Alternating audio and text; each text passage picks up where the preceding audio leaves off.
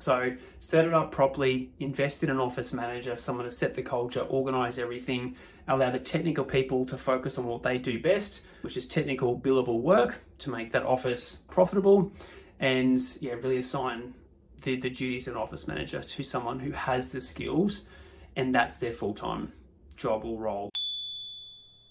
Hi there, Josh here. Welcome to another episode of the Ignite podcast. Today I want to talk to you all about opening up another office location. So, fresh off a conversation with all of our boardroom members today. Again, we were talking today with our mastermind members. So these are our members of Boardroom who are doing 2 million plus. So we have a sort of a separate part of of Boardroom where we get together every fortnight with our 2 million plus mastermind members, and we talk about bigger picture and high level strategies in the business. And today, one of our members asked a question of the room about the process to go through and what to think about, because he's thinking about opening up a second office location for his business. And it was amazing because we've got members who've been there and done that, and they could just jump in and just give him, what worked, what didn't, what they went through, lessons learned, and just saved him a whole bunch of time and heartache and pain. And he was able to leave that conversation going, cool, now I know what I need to do.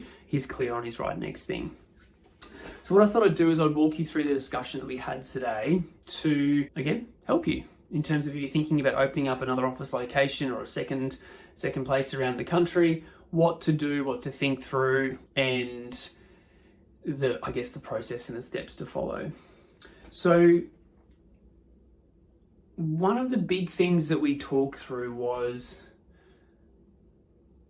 a mistake would be, the thought process, and I get it, of a lot of individuals is, cool, we want to open up another office location. Maybe you're in Queensland, maybe you're in another country, you want to open up another office location because of the opportunity to geographically diversify your business. And typically the thinking is, I'm going to find a good senior person, staff member, to spearhead that office or that new office location, and they're going to do everything. They're going to win the work, deliver the work, they're going to order the toilet paper, they're going to clean the microwave, they're going to do the stationery order, and they're just going to give that person more. And as we talked about today, because some of our members have done that and tried that, it is a complete mistake. Because what happens is, if you're empowering a senior person or a technical person to spearhead that new office location, and you give them all of these extra roles and responsibilities, as soon as they have a report due, as soon as they have something technical they need to do, as soon as they have something that's pressing, that's time bound, all of the other responsibilities around forecasting, workload, and making sure that the team have food in the fridge and that there's paper for the printer and all that sort of stuff, just gets forgotten about. And there's massive issues. It was hilarious on the call today. One of our boardroom members was like, you wouldn't think that having no toilet paper in your office is an issue until you have no toilet paper in your office, and you see how many people get upset by that. So we just talked through, if you're thinking about setting up another office location, to do it smartly, to think through what you're asking of the people in that location. And I'll talk about office culture in a second, or making sure that the culture transfers to new office locations, but making sure that you're not asking them to wear all the hats, because they're just not going to do it.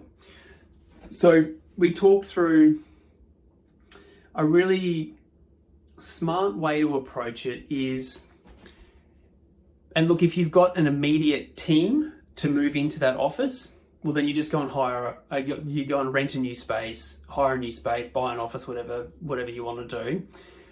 And you put staff in that office, and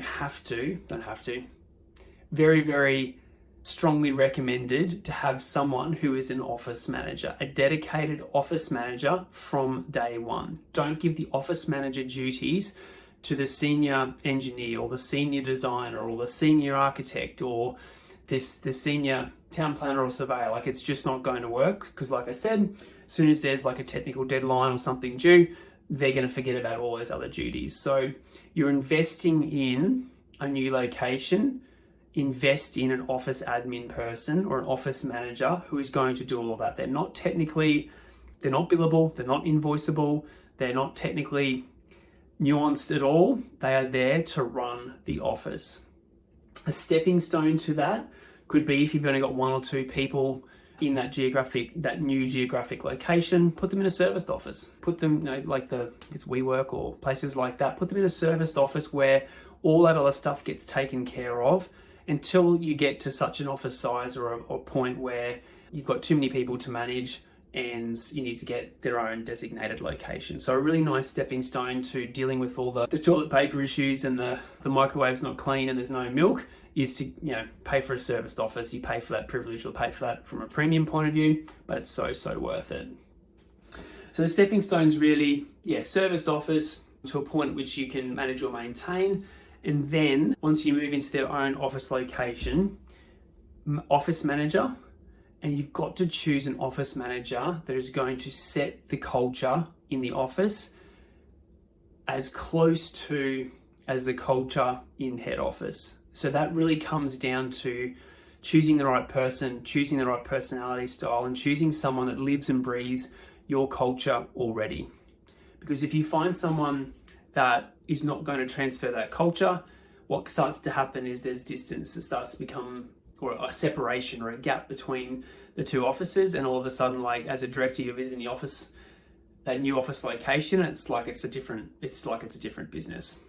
So really think through the process. It's a really exciting phase when you get to the point where you're like, I think there's a great opportunity in this new geographic location. Let's set up an office there.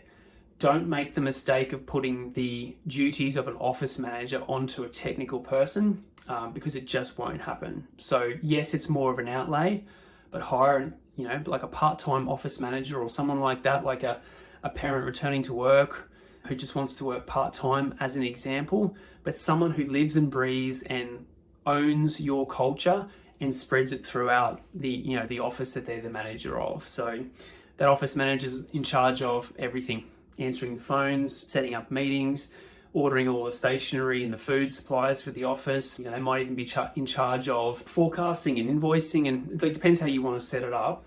But that person really sets the culture for that office. And of course, if you've got multiple directors in your business, you might want to think about a director visiting that office regularly, or even we've got clients at the moment where a director actually relocated his whole family to the new location where they were setting up the office because they felt so strongly about having a director in that office to spearhead the culture and setting the scene for that new office venture. I think that's it. I think that's all I wanted to cover. Like, you've just got to really think it through. This is an investment in the growth of your business. I know it seems appealing to want to just give the role of an office manager to someone who's technical, because you could just go, oh look, you won't be super busy anyway while you're setting things up. You can just do all the stationery and the food orders. They're just not going to do it. So set it up properly, invest in an office manager, someone to set the culture, organize everything, allow the technical people to focus on what they do best, which is technical billable work to make that office profitable, and really assign the duties of an office manager to someone who has the skills, and that's their full-time job or role, or part-time job or role. Well, that's their focus while they work with you. It's not split between clients calling, staff frustrated, reports not getting done, etc. I think you get me. Hope that helps. So if you'd like to keep doing this journey on your own, we have a ton of free resources to help you keep doing that. Website, a YouTube channel, podcast, you name it, it's kind of there to help you keep building your business on your own. But if you want some help, if you want to shortcut the process, if you want to be shown the path to follow and not have to go down a whole bunch of frustrating dead ends, I'd love to have a chat to you about joining Boardroom and getting some help to build your business. So if that's you, if you're a business owner of an engineering, town planning, surveying, or architecture consultancy, would love to have a chat with you about how we can help you build your business faster. Have an amazing day.